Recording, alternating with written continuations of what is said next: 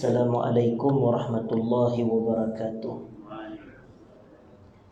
Bismillahirrahmanirrahim. Alhamdulillah, nahmaduhu wa nasta'inuhu wa nastaghfiruh wa na'udzu billahi min syururi anfusina wa min sayyiati a'malina. Man yahdihillahu فلا مضل له ومن يضلل فلا هادي له أشهد أن لا إله إلا الله وحده لا شريك له وأشهد أن سيدنا محمدا عبده ورسوله اللهم صل وسلم وبارك على حبيبنا وسيدنا محمد وعلى آله وأصحابه أجمعين. Amma ba'd. Yang saya hormati sahibul fadilah, pengurusi surau, seluruh saf kepimpinan surau Asy-Syakirin, ashabul fadilah, para imam, para muazzin, muslimin dan muslimat sidang jemaah yang dirahmati Allah sekalian. Alhamdulillah, syukur kepada Allah Azza wa Jal kerana pada pagi yang berkat ini kita dapat bersama sekali lagi dalam majlis pengajian bulanan kita menggunakan kitab Hadis 40 karangan Al-Imam An-Nawawi rahimahullahu ta'ala, dan kita menyambung kembali perbahasan kita pada hari Rabu yang lepas, iaitu pada hari Rabu yang lepas dalam kuliah maghrib kita membaca dan mengupas berkenaan dengan hadis nombor ke-35. Jadi pada pagi ini kita akan menyambung Al-Hadisus Sadis was Thalathun, hadis yang ke-36. Dan saya bacakan teks daripada Al-Imam An-Nawawi, matan ucapan daripada baginda Nabi kita sallallahu alaihi wasallam. An Abi Hurairah radhiyallahu anhu anin Nabi sallallahu alaihi wasallam qala: Man naffasa an mu'minin kurbatan min kurabid dunya naffasallahu anhu kurbatan min kurabin yaumal qiyamah. وَمَنْ يَسَّرَ عَلَى مُعْسِرٍ يَسَّرَهُ اللَّهُ عَلَيْهِ فِي الدُّنْيَا وَالْآخِرَةِ وَمَنْ سَتَرَ مُسْلِمًا سَتَرَهُ اللَّهُ فِي الدُّنْيا وَالْآخِرَةِ وَاللَّهُ فِي عَوْنِ الْعَبْدِ مَا كَانَ الْعَبْدُ فِي عَوْنِ أَخِيهِ وَمَنْ سَلَكَ طَرِيقًا يَلْتَمِسُ فِيهِ عِلْمًا sahalallahu lahu bihi tariqan ilal jannah. Wa majtama'a qaumun fi baitin min buyutillah yatluna fiha kitaballahi wa yatadarasunahu fima bainahum illa nazalat alaihimus sakinah wa ghashiyatuhumur rahmah wa haffathumul malaikah wa dzakarahumullahu fi man 'indah wa man batta'a bihi 'amaluhu lam yusra' bihi nasabuhu. Rawahu Muslim bihadzal lafaz. Terjemahan hadis ini, muslimin dan muslimat yang saya muliakan, daripada Abu Hurairah radhiyallahu anhu, sahabat kepada Nabi kita sallallahu alaihi wasallam. Beliau meriwayatkan bahawa Nabi sallallahu alaihi wasallam bersabda, terjemahannya, sesiapa yang melapangkan kesulitan ke atas seorang mukmin, maka Allah akan mempermudahkan urusannya yang sulit di akhirat kelak. Sesiapa yang membantu orang yang dalam keadaan susah, maka Allah permudahkan urusan dunia dan akhirat dia. Sesiapa menutup keaiban seorang muslim, maka Allah tutup aibnya dunia akhirat. Dan sentiasalah Allah menolong seorang hambanya selama hambanya itu menolong saudaranya.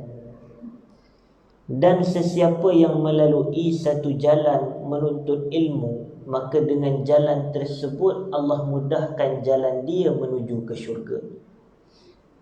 Dan tidak berhimpun satu kaum di dalam satu rumah daripada rumah-rumah Allah, yang mana berkumpul dan berhimpunnya mereka itu dengan tujuan membaca kitab Allah dalam rumah Allah, saling mempelajari kitab Allah di dalam rumah-rumahnya, melainkan akan diturunkan ke atas mereka itu ketenangan daripada Allah.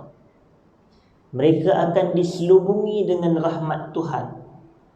Mereka akan dipayungi, dinaungi oleh para malaikat, dan Allah akan menyebut-nyebut nama mereka itu di kalangan para malaikat yang tertinggi.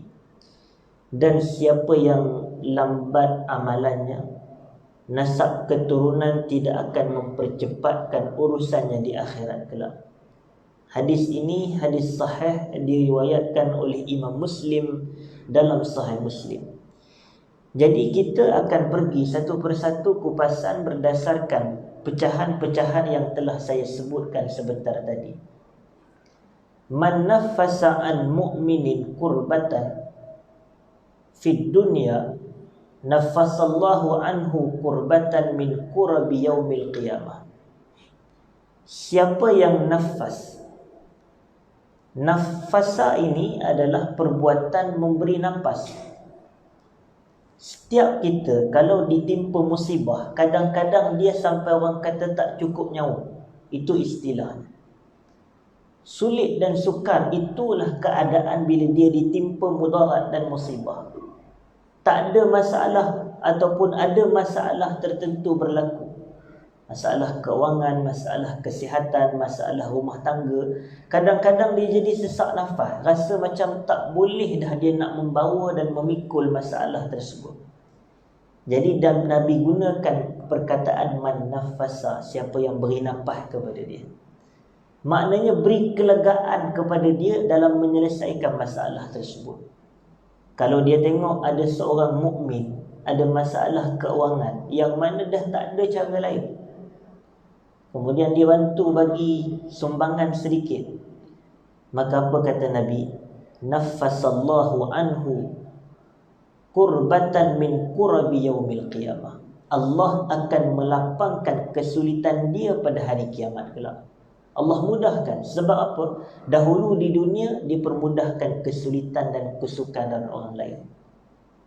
Tetapi saya perlu tekan juga, bila saya bagi contoh menyelesaikan atau melapangkan urusan keuangan orang lain, kadang-kadang orang kita ni dia salah faham pula.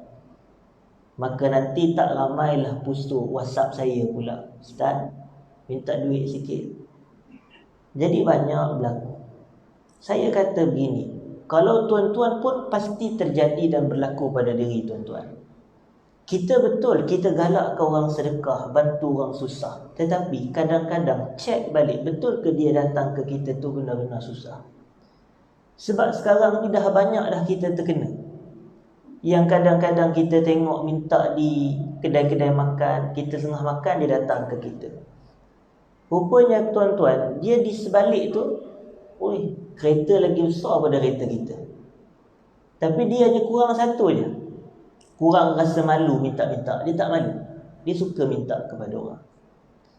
Tetapi sebab itu saya kata, kalau nak betul tolong orang susah, pastikan orang tu tuan-tuan kenal.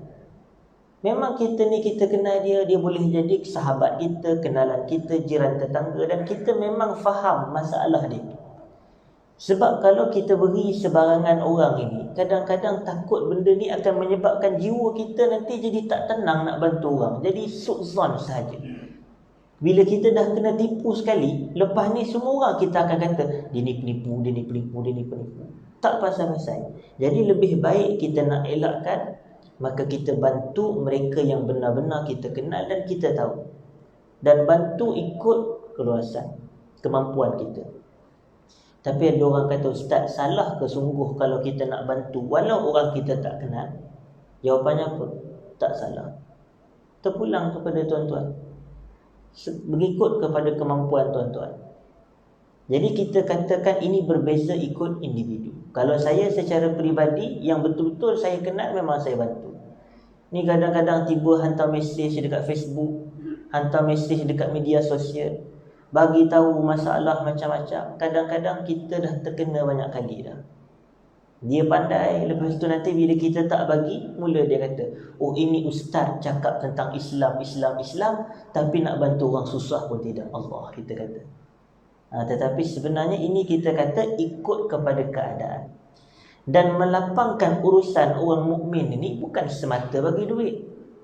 Kadang-kadang kita bagi dia bantuan dari sudut tenaga. Kita hantar dia ataupun kita maklumkan dia kepada JKM sebagai contoh, ataupun kepada mana-mana agensi-agensi dakwah yang boleh memberi bantuan, ataupun pusat-pusat zakat. Itu antaranya. Baik. Kemudian Nabi yang ni dia terkhusus, maknanya kepada kurab. Kurab ni maksud dia adalah perkara yang betul-betul menyulitkan dia, susah, kesusahan, kesukaran. Tetapi ajaibnya tuan-tuan, kita bantu orang kat dunia, Allah bantu kita ke akhirat. Yang kita nak adalah bantuan akhirat melebihi bantuan dunia. Biarlah kat dunia ni orang tak tolong kita, tapi sebab kita tolong orang dalam menyelesaikan masalah, maka Allah bantu kita ke akhirat. Sebab akhirat lagi banyak dia punya bahayanya, akhirat lagi besar kesulitannya. Jadi bila kita selamat kesulitan akhirat, itu lebih bermakna berbanding kita selamat kesulitan di dunia. Kemudian Nabi sebut, wa man yassara ala mu'sirin yassarallahu alaihi fid dunya wal akhirah. Yassara ni daripada perkataan permudahkan juga. Allah permudahkan. Yassir li amri wahlul 'uqdatam min lisani. Maknanya permudahkan urusan aku. Jadi sesiapa yang mempermudahkan urusan orang yang dalam keadaan mu'sir. Mu'sir ni susah juga. Tetapi ini kesusahan yang boleh jadi umum. Maknanya dalam apa sahaja bentuk kesusahan, kesulitan yang dia hadap, maka kita mudahkan urusan dia. Tetapi kita ingat, ikut apa semua yang tetap dianggap sebagai protokol. Ada orang menerima rasuah atas alasan memudahkan urusan orang. Yang ni bukan dalam hadis. Jangan salah faham.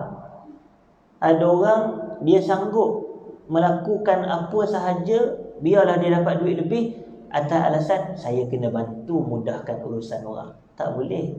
Kita bantu mudahkan urusan, tetapi mengikut lunas-lunas syarak juga. Nampak?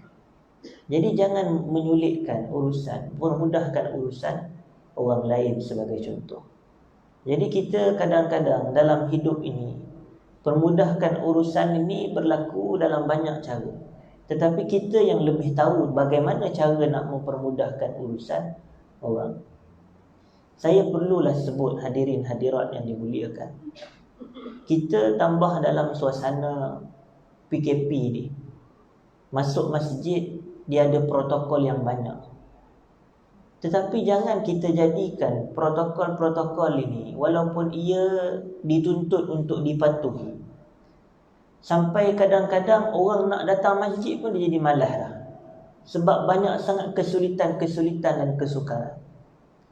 Kadang-kadang ada jemaah tertinggal sejadah pun, JK tak bagi, tak payah. Padahal dia dah sampai dah.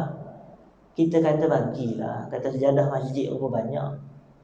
Yang pakai serban, buka lah serban, bagi dia sejadah tu. Contoh, kalau dah kata dapat pahala tuan-tuan, mudahkan urusan orang. Ni orang dah datang, kita nak bagi dia susah sampai dia kena patah balik. Yang ni belum kira mereka yang berkhidmat di sektor-sektor awam yang melibatkan dengan PR, public relation ini. Kalau selagi boleh susah, dia nak susah tuan-tuan. Fiqah dia fiqah menyusahkan, bukan fiqah mempermudahkan. Fiqah dia susah sungguh kalau nak minta bantuan. Tapi saya pun tak pasti. Orang kata ni masalah. Saya macam semasa saya belajar di Jordan, Kita nak buat satu urusan, kita ada visa kita, visa student kita nak buat. Nak pergi ke balai polis, nak pergi buat visa tu. Okey, bukro. Esok datang. Aku datang dah hari kerja dah ni. Esok suruh datang esok. Lepas tu bila kita datang esok, dia kata, stamp mana stamp? Pulak dah. Kita nak kena pergi cari stamp. Bila dah ada stamp, bukro. Esok datang lagi. Ya Allah, kita kata. Mulanya saya ingat kau orang Arab je gitu. Tapi dah balik Malaysia, kita terkena juga dengan orang kita juga. Susah banyak sangat. Kadang-kadang kerenah ni kata kerenah birokrasi yang kadang-kadang benda simple saja. Boleh sangat nak mudah, tak apa cik, saya ada. Tak apa, ni pun dah cukup. Ni boleh sangat. Tapi dan waktu tu lah kita nak paling ikut protokol. Time masuk kerja pukul 8, pukul 9 masuk, tak ikut protokol pula. Tapi bila kita nak minta bantuan, nak kena isi borang, Allah banyak dia kata. Jadi sebab itu kita kena tengok kepada keadaan-keadaan tertentu. Kadang kita kadang-kadang jangan.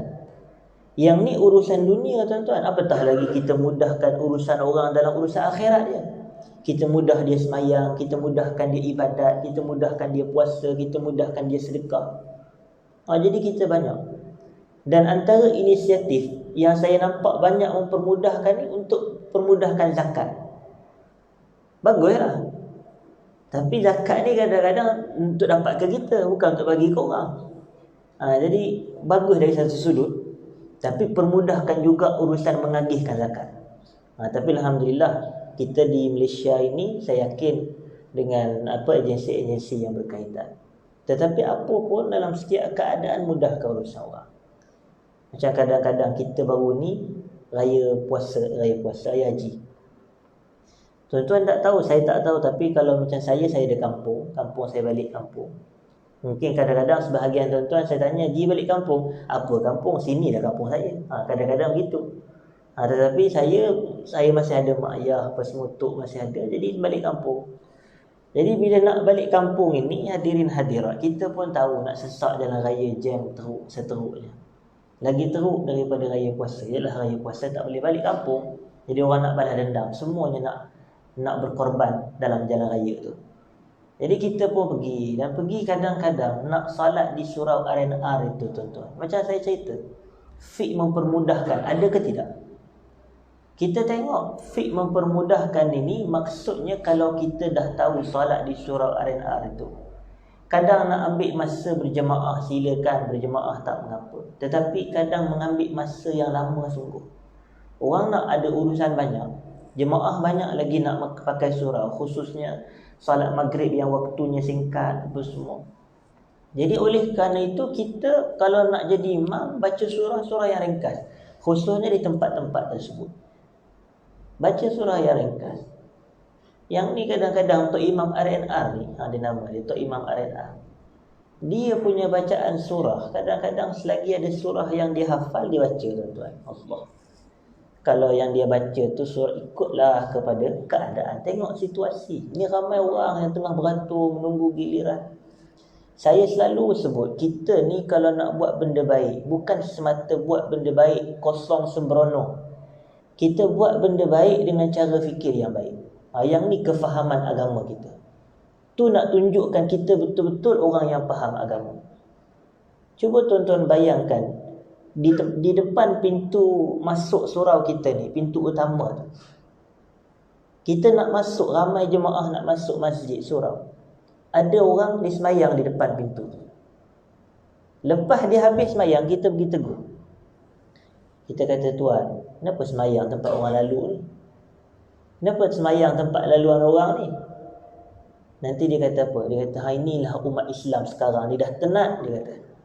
Sebab apa tenat? Orang semayang pun dia tegurnya. Ya Allah, kita bukan tegur perbuatan semayang tu. Kenapa tempat dia pilih tu tempat laluan orang?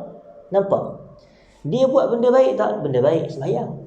Tapi cara fikir dia bagus tak? Tak bagus. Kita nak tengok orang yang buat benda baik dengan cara fikir yang baik. Jadi macam tu juga kita semayang. Bagus kita baca Quran. Orang kata, apalah salahnya baca Quran panjang-panjang ketika jadi imam? Apa salahnya? Kan lagi banyak baca Quran, lagi banyak dapat pahala. Kemudian dia keluar hadis, siapa baca satu huruf daripada Quran, 10 kebaikan. Satu kebaikan 10 ganjaran. Alif lam mim, bukan 30. Tetapi alif lam mim bukan 10. Tetapi alif satu huruf, lam satu huruf, mim satu huruf. Jadi dikeluar dalil pula, kita kata.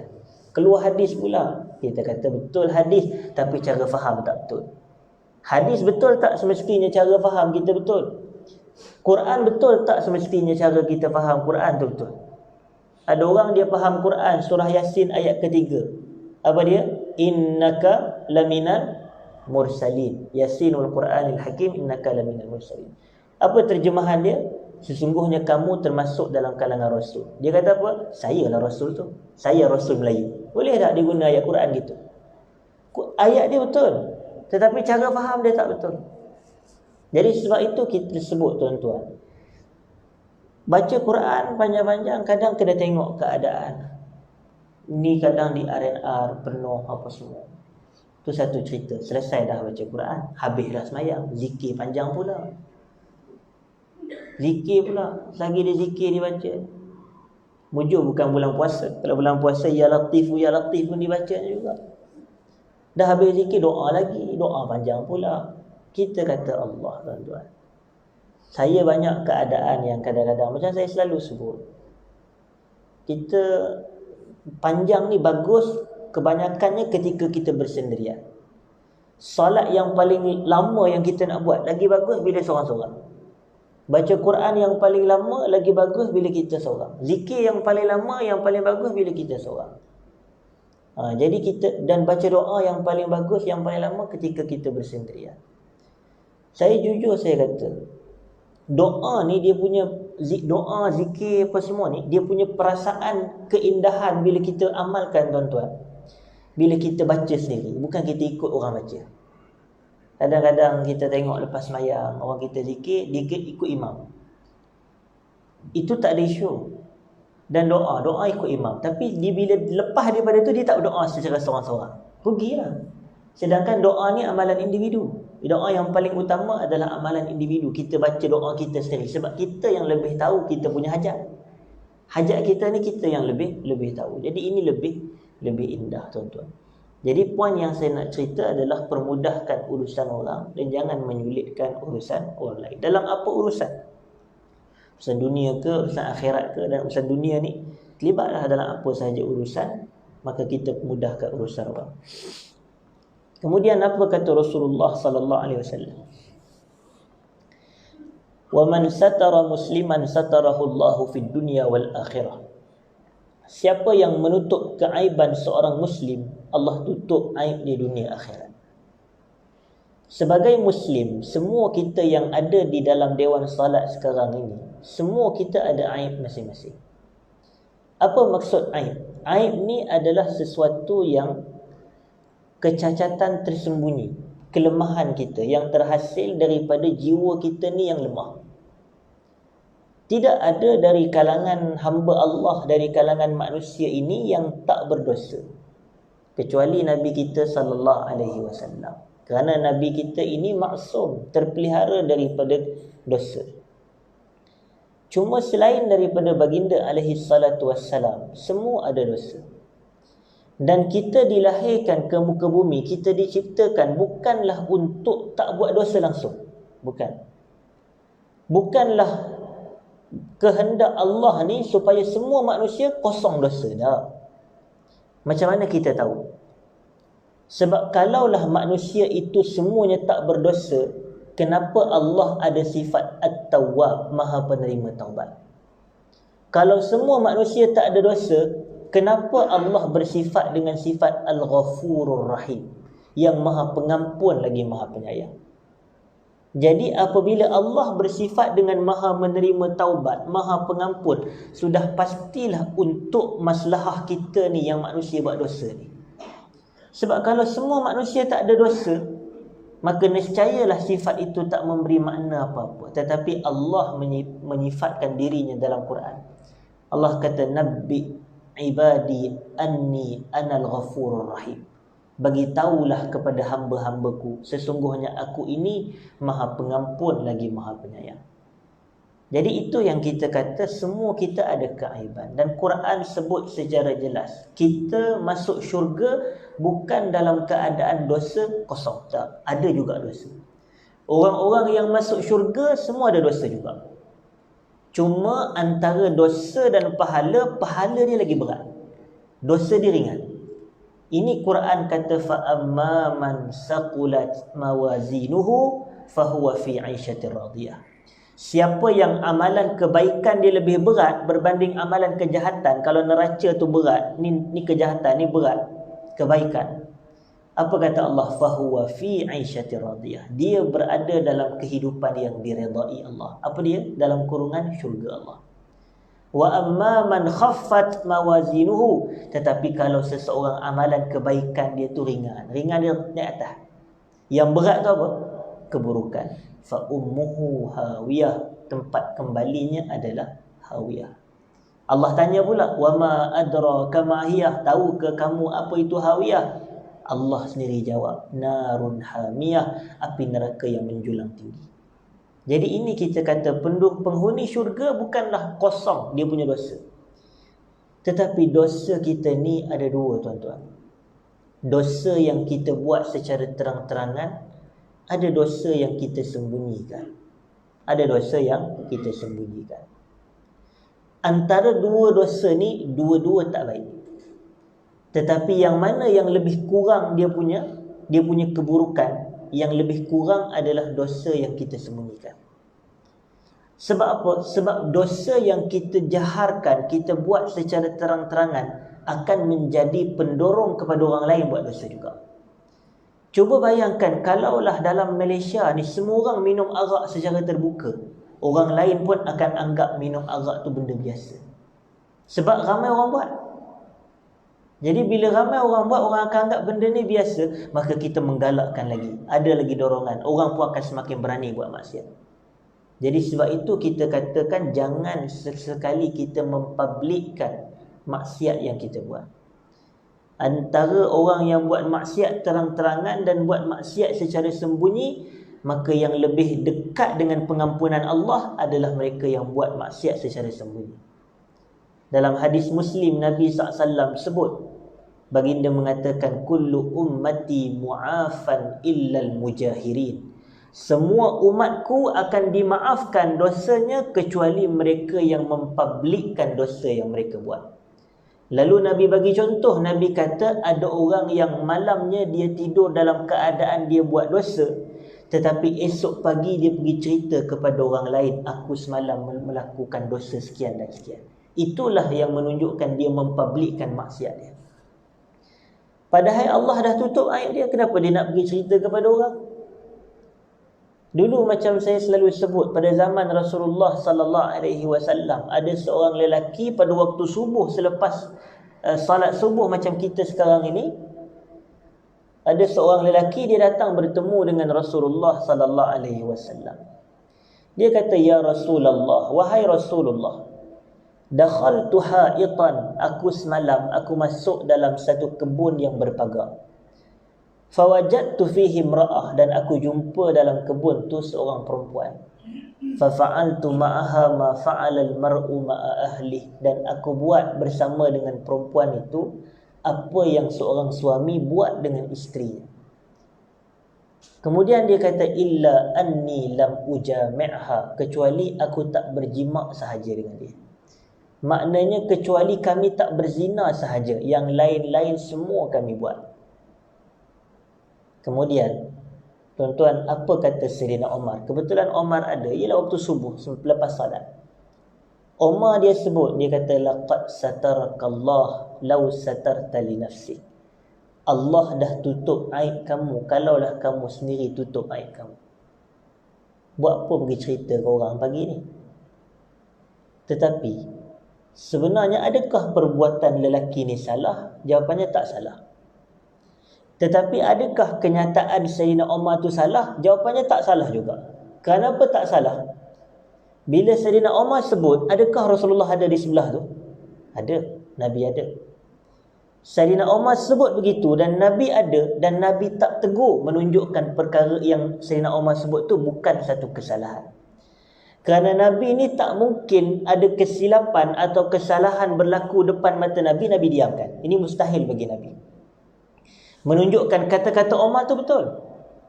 Kalau kita buat maksiat, tak perlu kita cerita kepada orang. Tetapi yang lelaki ni tadi, dia cerita bukan kepada Umar, dia cerita kepada siapa? Dia cerita kepada Rasulullah sallallahu alaihi wasallam. Dan Nabi SAW ni bukan manusia biasa, tetapi selain baginda seorang Rasul, baginda juga adalah seorang qadi, seorang hakim yang menjatuhkan hukuman terhadap jenayah dan maksiat yang dibuat oleh manusia. Jadi kalau kita nak cerita keaiban yang kita buat kepada hakim, boleh ke tak boleh? Jawapannya boleh. Supaya hakim boleh menjatuhkan hukuman yang tepat. Jadi kalau ada masalah keluarga, ada masalah berlaku kes perceraian sebagai contoh, ataupun timbul ada masalah pergaduhan, perbalahan yang berlaku, maka kita masing-masing boleh mencerita tentang apa keburukan yang pasangan masing-masing buat. Kepada siapa? Kepada media sosial? Bukan. Kepada Facebook? Bukan. Wartawan lagi? Bukan. Kepada hakim mahkamah. Bagi tahu kepada hakim. Ni bila hakim tanya, puan, apa yang suami puan buat sebenarnya sampai puan ambil tindakan begini dan begini? Maka isteri itu dia tak boleh kata, saya malulah mendedahkan aib. Tak boleh. Yang ni bukan cerita dia. Keaiban itu boleh didedah. Ini antara mengumpat yang dibenarkan, ribah yang dibenarkan di sisi syarak. Iaitu apabila kita berada di dalam sistem keadilan, nak mendedahkan sesuatu kepada hakim. Hakim boleh dengar. Dan Nabi ketika itu sebagai seorang hakim nak menjatuhkan hukuman. Tetapi apa kata Nabi SAW? Nabi kata, kalau macam kita, orang tanya kita, orang bagi tahu kita, Ustaz, semalam saya masuk satu kebun ni, saya buat dengan seorang perempuan ni apa yang seorang lelaki buat dengan isteri dia. Kadang-kadang kita Ustaz pun sibuk nak tahu perempuan mana satu, lawa ke tak. Sibuk nak tanya, dia daripada orang mana, orang kampung ni ke orang tu. Padahal kalau kita tahu kampung mana pun masalah. Dia tercapai dah, dia nak bagi tahu, aku semalam buat dengan seorang perempuan. Kemudian kita tanya lagi, Ustaz Syah kata, cuba awak cerita detail apa yang awak buat satu-satu daripada mula sampai habis. Dia nak tahu juga. Padahal yang kawan ni tadi, lelaki ni, dia bagi tahu kepada Rasulullah. Dia kata, fa fa'altu ma'aha ma fa'alal mar'u ma'a ahli. Aku buat apa yang seorang suami buat dengan isteri. Nabi tak tanya satu pun detail. Faham-fahamlah sendiri apa yang seorang suami buat dengan isteri dia. Boleh jadi pegang-pegang, boleh jadi berduaan, boleh jadi bercumbuan, boleh jadi peluk. Itulah. Tetapi dia dah bagi tahu dah. Dia kata buat. Tetapi dia kata kecuali aku tak berzina sahaja. Maka Nabi SAW dia tak tanya panjang. Nabi tanya, hal sallaita ma'ana? Awak salat tak subuh bersama kami sebentar tadi? Allahu Akbar. Langsung tak ada kaitan dengan maksiat yang dia buat. Tapi Nabi tanya, hal sallaita ma'ana? Tadi awak salat subuh tak dengan kami? Dia kata, sallaitu ya Rasulullah. Naam, wahai Rasulullah. Ya, aku salat bersama kamu. Lalu apa jawapan Nabi? Qad ghafarallahu lak. Allah dah ampunkan dosa kamu. Yang ni kita kata. Kemudian Nabi baca firman Allah. Nabi kata, Quran sebut, innal hasanati yuzhibna sayyiat. Sesungguhnya kebaikan-kebaikan ni memadamkan dosa-dosa yang kita buat. Jadi sebab itu, poin yang Nabi nak bagi tahu, Nabi kata, wa man satara musliman satarahullahu fid dunya wal akhirah. Dalam kalangan maksiat sembunyi ni, kadang-kadang ada manusia boleh tahu juga. Kadang-kadang ada manusia tahu maksiat kita buat, keaiban kita, kecelaan kita. Tetapi manusia ni kalau dia tahu aib seseorang dan aib tu tak menyebabkan mudarat kepada yang lebih besar, jadi dia sembunyikan. Antara contohnya apa tuan-tuan? Contoh, kalau ada seorang kawan satu hari tu, dia kata pinjam telefon kejap, nak call kawan. Kawan tu bagilah pinjam telefon. Tapi kita ni bila orang bagi pinjam telefon, kita sibuk nak buka mesej tu, nak buka gambar, nak buka video. Lepas tu bila kita buka telefon, kita tengok, oh kawan ni ada kebetulan simpan video lucah, ataupun ada mesej tak elok. Sebenarnya tu aib dia sebenarnya. Sebab dia bukannya orang yang dikenali berzina ke apa, dia kawan kita. Tapi kebetulan tengok dalam handphone dia ada gambar lucah, ada video tak elok, apa semua, ada mesej tak elok. Jadi ketika itu kita tengok, kita boleh tegur dia, tapi jangan nak pergi cerita kepada orang lain. Kita tegur aja dia. Kita kata tadi ternampak ada satu ni, jadi silakan taubat pada Allah contoh. Ataupun kalau boleh elakkan. Tapi jangan sesekali pergi cerita ke orang lain. Awak tahu tak kawan ni dia pergi simpan video lucah dalam handphone. Tak perlu tuan-tuan. Apa manfaat? Yang tu kita dah dedahkan aib dia. Sedangkan dia buat benda tu secara sembunyi ke terang-terangan, dia buat secara sembunyi dia. Jadi part tu kalau kita buat, maka kita dianggap mendedahkan aib orang. Jadi kita tutup aib. Dan menutup aib jangan disalahfahami menutup, orang kata kemungkaran, membiarkan kemungkaran. Bukan. Membiarkan kemungkaran ni dilaknat Allah. Tapi menutup keaiban disuruh oleh Allah. Kita tengok ada seorang kawan, kita nampak ada aib dia, ada kekurangan, ada kelemahan dia. Jadi tak perlu kita cerita. Ada orang kadang-kadang, dia masa dia muda-muda dulu, banyak tuan-tuan. Dia muda-muda dulu, kadang-kadang dia jenis berak dan seluar. Kita satu sekolah dengan dia. Bila dia besar sampai ketua, kita cerita ke anak dia, awak tahu abah kamu dulu suka berak dalam seluar. Ya Allah, tak kemalu dia kepada anak-anak dia, kepada jiran dia, kepada orang yang mendengar. Itu aib dia. Buat apa kita nak pergi cerita benda yang dah berlaku, dah dia budak, dia kecil lagi. Dia pun waktu tu. Tetapi kita kena tengok. Lepas tu adalah kadang-kadang banyak lagi keaiban-keaiban kita yang kadang. Sebab tu kita ni tuan-tuan, cara orang kata kalau nak menjaga aib ni apa dia? Antara cara kita nak menjaga aib diri kita ni supaya tak tersebar adalah dengan cara kita ni tak menyebarkan aib orang. Inilah maksud hadis ni. Siapa tutup aib seseorang Muslim di dunia, Allah tutup aib di dunia akhirat. Dan satu lagi cara nak selamat daripada aib kita ni Allah bongkarkan, Allah buka, adalah dengan kita banyakkan istighfar pada Allah. Seorang Muslim bila dia sebut astaghfirullah, astaghfirullah, astaghfirullah, dia minta dua benda. Yang pertama dia minta pengampunan, yang kedua dia minta supaya aib tu ditutup. Sebab al-istighfar ni daripada perkataan ghafar. Dan ghafara ni dalam bahasa Arab adalah membawa erti satara, menutup. Ni hadis ni, man satara musliman satarahullahu fid dunya wal akhirah. Allah tutup aib. Jadi mudah-mudahan Allah tutup keaiban semua kita ini. Tetapi ada jalan dia dengan cara kita tak membuka keaiban-keaiban orang lain. Dan macam sekali lagi saya sebut, kita menutup keaiban sama sekali bukan bermakna kita tak mencegah kemungkaran. Ada beza. Tetapi bukan semua aib tu mungkar. Betul? Bukan semua aib tu mungkar. Macam saya cerita tadi, orang yang berak dalam seluar, tu bukan benda mungkar pun. Tetapi kita kena tutup aib dia. Maknanya aib ni benda yang kalau dia orang lain tahu, dia memalukan. Jadi macam tu lah. Jadi kadang-kadang kita ni banyak agak buat benda-benda yang kadang tak senonoh ke apa semua. Tak perlu cerita ke orang. Ataupun orang lain yang tahu, kawan-kawan kita yang rapat, tak perlu nak pergi cerita kepada mana-mana orang. Ni kadang-kadang yang masalahnya kadang-kadang tu lah. Dia kata kadang-kadang kita kenal seorang ustaz. Kita pula kenal kawan kita tu ustaz daripada muda lagi, daripada kecil kita satu sekolah dengan dia. Tapi kebetulan lah ustaz kawan kita ni, dia lah waktu dia kecil-kecil bukan dia nak jadi ustaz. Kita tahu dia kata kawan kita ni waktu kecil ni dia suka dengar lagu Hindustan. Dia suka Hindustan. Lepas tu bila dia jadi ceramah, kita ni jadi jemaah dia pula. Kita jadi jemaah dia. Awak tahu ustaz ni sukalah yang cerita Hindustan dulu. Kadang-kadang orang kita mungkin cerita seronok. Tetapi sebenarnya kalau seorang ustaz kalau nak melayan cerita-cerita Hindustan tu zaman dia dulu, tetapi dia nak kata ni, jadi benda tu boleh jadi memalukan dia. Jadi tak perlulah kita nak cerita ustaz ni suka macam tak perlu. Yang ni adalah benda yang dia tak suka apabila dia cerita sebagai contoh.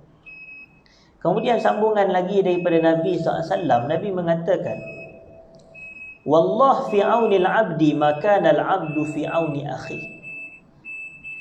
Allah sentiasa membantu hambanya selama hambanya itu membantu saudaranya. Kita ingat, kita tolong orang, Allah tolong kita. Itu dia.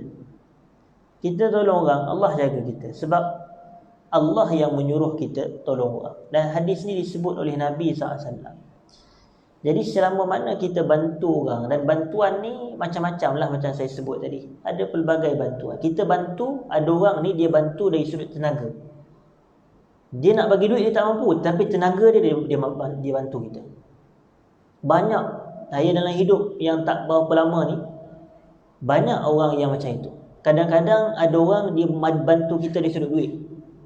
Hari-hari belanja makan. Kita Allah murah rezeki. Hari-hari belanja makan. Tetapi ada orang lain dia tak pernah belanja kita makan. Tapi kalau kita ada masalah aja, boleh tolong tumpang kereta tak? Tumpang, jom. Nak duit minyak tak nak? Ada. Dia tumpang tenaga je tuan-tuan. Dia tumpang tenaga, dia bagi kita tenaga. Nak naik motosikal dia, nak tumpang motor, boleh jom sekali tumpang motor. Nak bagi duit minyak, tak nak ambil. Sebab dia bagi sumbangan dari sudut tenaga dia. Bantu dari sudut ni dia boleh. Tapi ada orang tenaga pun dia tak bantu, keuangan dia tak bantu, tapi dia banyak menyumbang dari sudut buah pandangan. Dia bagi idea. Dia bagi idea banyak. Macam mana cara yang terbaik gini-gini. Ada orang ni memang cara dia gitu. Jadi macam kita ambil dalam skop surau lah. Dalam surau kita ni, dalam pentadbiran, bukan semua orang mampu bantu duit. Tapi bila gotong royong surau je dia datang. Bila tak mampu tapi kita kata kadang-kadang bukannya kadang gotong royong, tapi dia banyak bagi cadangan-cadangan buah fikiran. Cadangan ni bagus lah, tetapi biar cadangan yang pernah sikit. Ni kadang cadang benda yang tak apa-apa pun kadang tak bagus juga. Tetapi kita bagi yang baik, maknanya semua memberi sumbangan. Gotong royong dia bagi, sedekah pun dia bagi ke tabung masjid, ke surau. Dia banyak membantu. Jadi kita bila kita bantu gitu, Allah akan bantu kita. Kemudian kata Nabi SAW, وَمَنْ سَلَكَ طَرِيقًا يَلْتَمِسُ فِيهِ عِلْمًا سَهَلَ اللَّهُ لَهُ بِهِ طَرِيقًا إِلَى الْجَنَّةِ. Siapa yang lalu satu jalan nak menuntut ilmu, Allah akan mudahkan jalan yang menuntut syurga, menuju ke syurga. Tuan-tuan, kita ni biasanya kita ni masuk syurga ni biasanya dengan amalan soleh kita. Itu yang Quran kata tadi, fa amma man saqulat mawazinuhu fahuwa fi 'aishatir radiyah. Kemudian Allah kata, wa man 'amila salihan min zakarin aw unsa falanuhyiyannahu hayatan thayyibah. Siapa yang buat amalan soleh daripada orang lelaki dan orang perempuan, falanuhyiyannahu hayatan thayyibah. Kami akan hidupkan dia dengan kehidupan yang baik. Jadi biasanya amalan soleh yang membawa kita ke syurga. Maka inilah bukti paling besar bahawasanya menuntut ilmu pun termasuk dalam kalangan amalan soleh. Ramai orang tak nampak. Sebab tu bila kita kadang-kadang kita tengok ada orang kita ni, bila majlis ilmu berlangsung, banyak yang benda lain dia buat. Waktu itulah dia nak fokus baca Quran, waktu itulah dia nak zikir, waktu itulah dia nak sembahyang sunat, waktu itulah dia, sebab dia tak nampak menuntut ilmu ni sebenarnya amal soleh. Jadi sebenarnya kalau kita duduk mendengar sahaja dengan fokus dan teliti dan mengambil manfaat, menulis, mencatat, maka ini amalan soleh yang ramai kita terlepas pandang. Kalau tidak, tak adalah Imam Syafi'i sebut talabul ilmi afdalu minan nawafil. Menuntut ilmu lebih afdal daripada salat-salat sunat. Ni kadang waktu kita nak tazkirah kuliah maghrib selalunya, waktu tu orang sembahyang sunat 48 rakaat, katanya salat sunat awabin. Kita kata, Syekh, duduklah dengar ilmu. Duduk dengar ilmu. Bukan fokus dia solat waktu tu. Ini fokusnya adalah menuntut ilmu.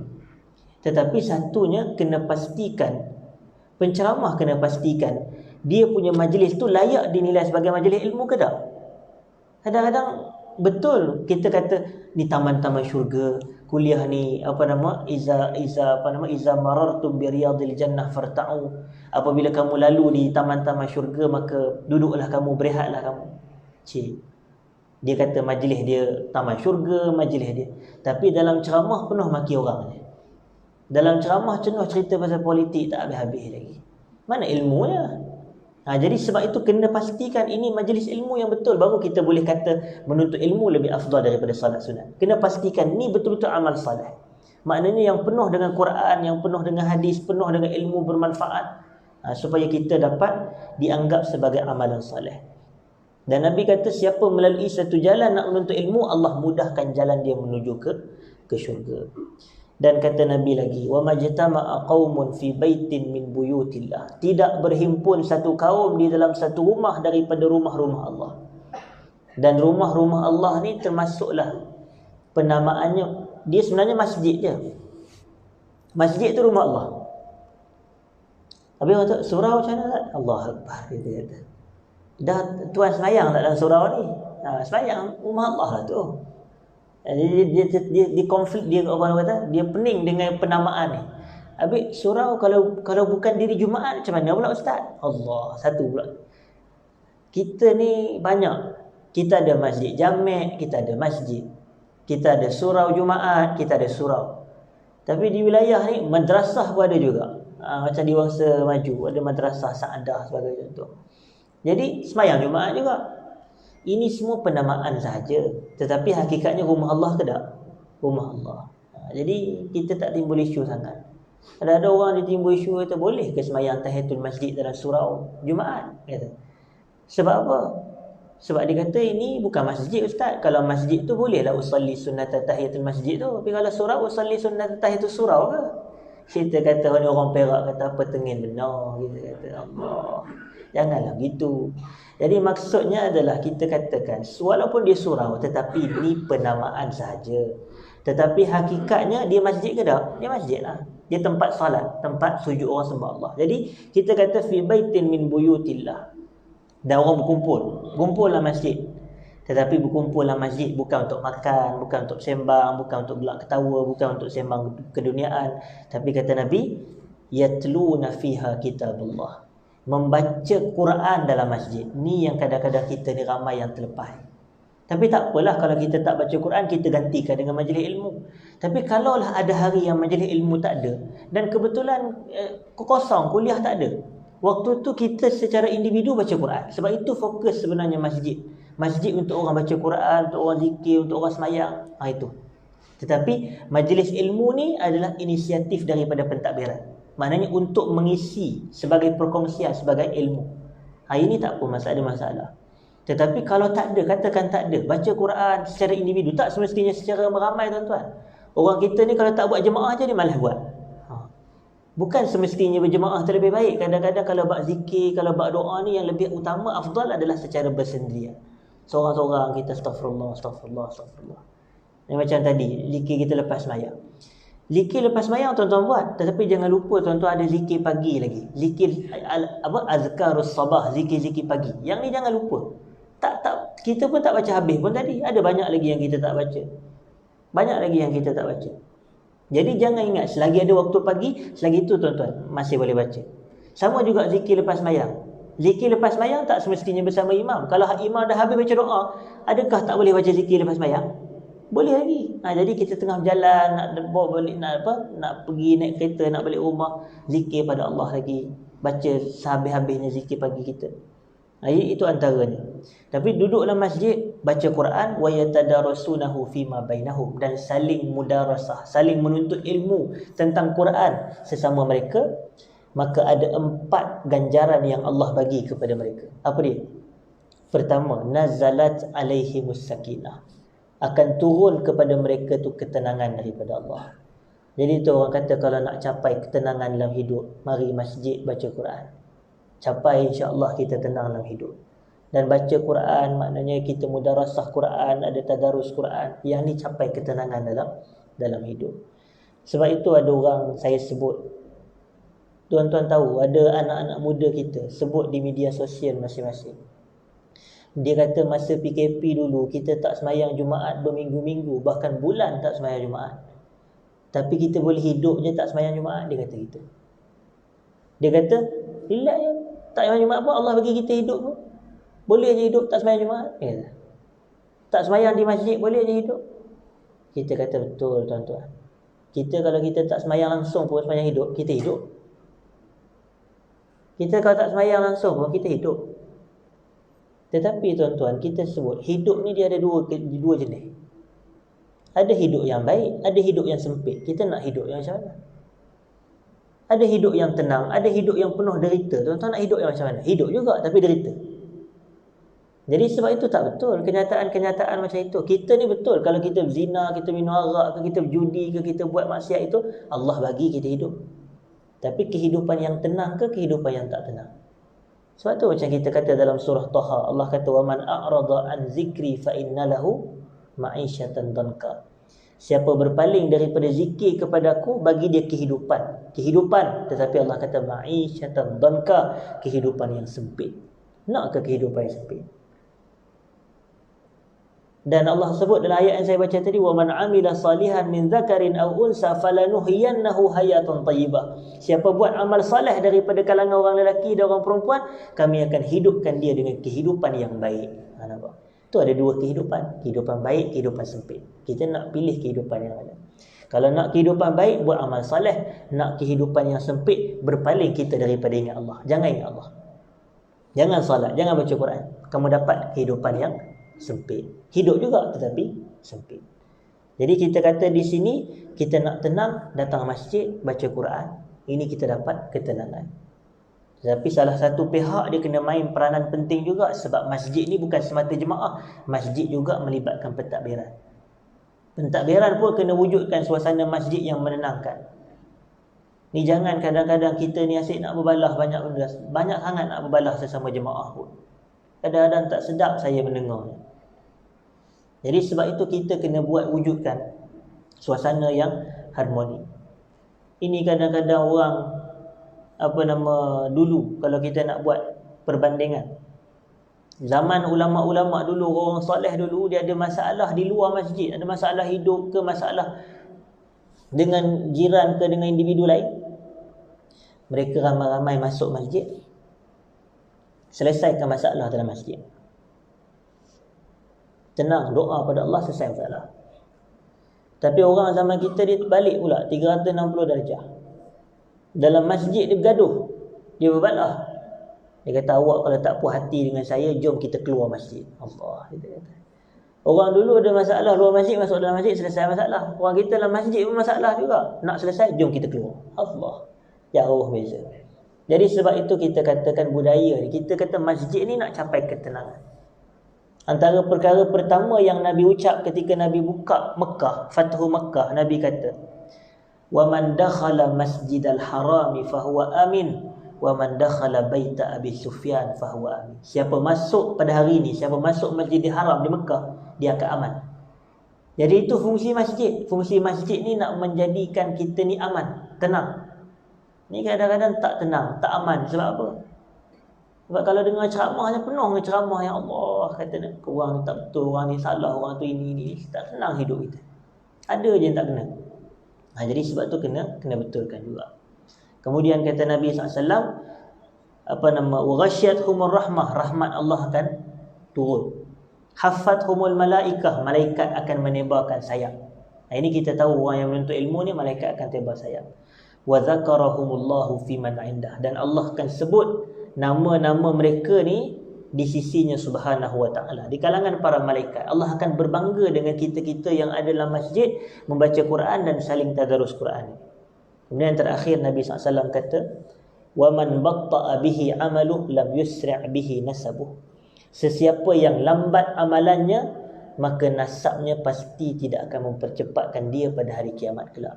Apa maksud? Anda faham tak? Siapa yang lambat amalan, nasab tak akan melajukan dia. Maksudnya begini, kadang-kadang orang kita ni dia berbangga dengan nasab keturunan dia. Kadang-kadang dia bangga, dia bagi tahu, kata aku ni keturunan orang-orang kaya, ataupun aku ni keturunan bangsawan, hebat. Tapi dia tak beramal saleh. Dalam bab amalan dia tak ada. Maka walaupun dia punya keturunan hebat, tetapi ke akhirat esok Allah nilai amalan, bukan Allah nilai keturunan. Yang ni kita kena tahu. Allah nilai amalan kita, bukan keturunan kita.